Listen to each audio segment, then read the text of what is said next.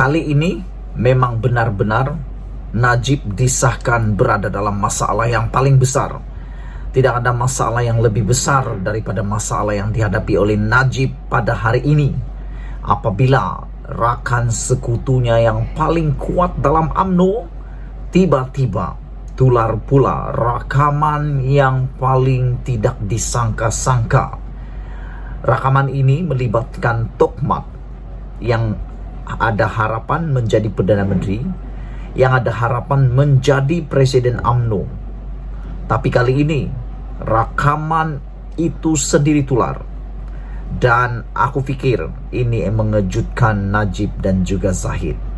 Apakah tindakan Zahid dan Najib? Adakah Tokmat akan mendapat tindakan ataupun akan ada penafian? Kita ikuti terus ulasan ini.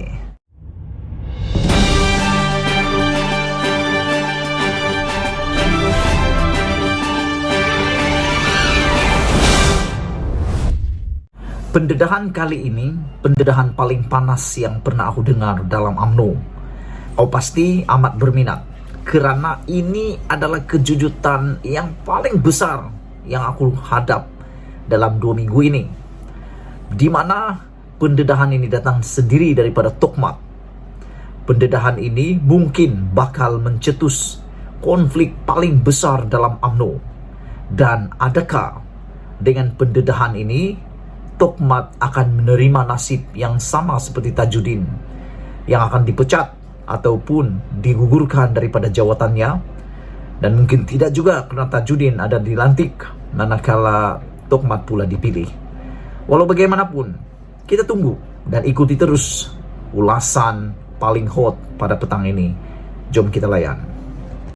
Selamat petang, salam sejahtera. Bongkar jangan terbongkar, bongkar sampai terlonde. Ulas jangan takulas, ulas jangan malu-malu biar semua orang tahu. Malam ini, petang ini aku nak cerita dengan kamu isu Najib yang turut tular paling hot di Malaysia hari ini. Aku pasti apabila tularnya pendedahan ini, Najib pasti kepanasan. Berkata pepatah, tak senang tidur, makan tak lena, tidur tak lena, makan tak kenyang, mandi tak basah. Dan aku rasalah kan, banyak manapun duit dia, kaya macam manapun seseorang itu, bukan saja Najib, kalau dia mengalami masalah seperti Najib, dia tidak akan dapat tidur lena, makan dia tak akan kenyang, mandi pun tak akan basah. Apa tidaknya apabila orang paling dipercayai Najib, penyokong kuat Najib, penyokong kuat Zahid Hamidi, tiba-tiba tular pula pendedahan yang mana Tokmat mengatakan Najib bersalah, perlu masuk penjara, dan Rafizi kata tahniah Mat Hassan. Walaupun Mat Hassan ataupun Tokmat telah menafikan dakwaan ini, namun telah ditularkan rakaman temu ramanya. Ini hebat. Dalam laporan ini, negara sekali lagi dikejutkan dengan laporan berita hasil wawancara di antara timbalan Presiden UMNO Muhammad Hassan dengan 2 wartawan, yaitu Nick Koch-Han dan Nail Bowie. Dalam pendedahan itu yang bertajuk UMNO number 2 thinks Najib should go to jail, atau pemimpin nomor 2 UMNO berpendapat Najib perlu ke penjara. Itu disiarkan oleh laman berita antarabangsa Asia Times. Sebelum kita teruskan pendedahan luar biasa hangat yang paling hangat di muka bumi ini, tinggalkan komen Anda. Adakah Anda juga sependapat dengan pendedahan ini, yaitu Najib perlu ke penjara terlebih dahulu? Adakah Anda fikir itu jalan penyelesaian kepada masalah politik Malaysia hari ini? Kerana Wan Saiful Wan Jan mengatakan ketidakstabilan politik Malaysia ini banyak dalangnya disebabkan oleh Zahid dan Najib Tun Razak. Jadi dalam berita ini atau dalam laporan ini yang dikeluarkan oleh laman berita antarabangsa Asia Times, mereka mengatakan bahwa, atau tajuk itu mengatakan, pemimpin nomor 2 UMNO berpendapat Najib perlu ke penjara. Dalam temu ramah itu, Muhammad atau Tohmat Mat Hassan secara jelas menyatakan pendapatnya bahwa bekas Perdana Menteri Najib Razak adalah bersalah setelah mahkamah membuktikan Najib menyeleweng dana rakyat melalui 1MDB. Itulah aku dah kata sebelum ini, Najib dan Zahid ini memang menjadi liability kepada UMNO. UMNO kalau tidak ada Najib, mereka tidak akan ada masalah. Itu pendapat aku. Tak tahulah apa pendapat kamu, terpulang.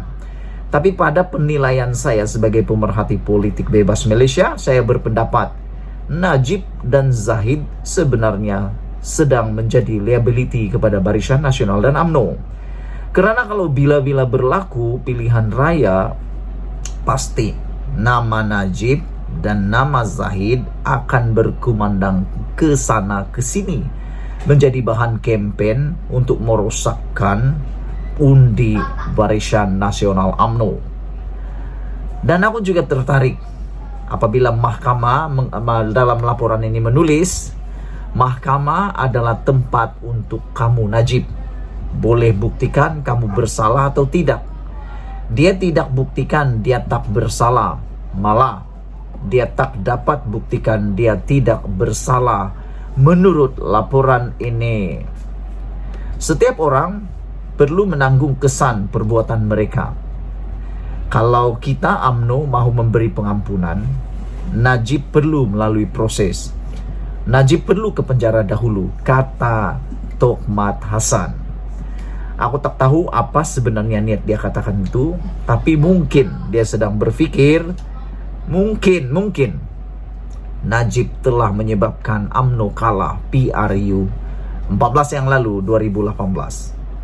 Najib menjadi liability besar sehingga kalahnya Barisan Nasional yang menerajui Malaysia lebih 60 tahun.